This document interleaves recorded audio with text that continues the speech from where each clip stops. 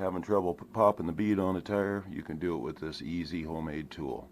This is a video you want to watch, and I'll show you what the trick is here. So what I've done is I've just made a dumper. This is just a high volume. I'm going to dump as much air from the air compressor into the tire as possible, as quickly as possible, to pop the bead. And on ATV tires, we know how difficult this can be with the double bead. So it's just air chuck into a joining stem into a ball valve to control it. I got another chuck here with this line. This is 1/4 inch industrial air line. This is the trick. So I've just cut this hose. When you go to put air in your tire, you're going to take the needle right out of the valve stem, and you're going to snug this on there, stick it right on there. It'll fit right on really tight.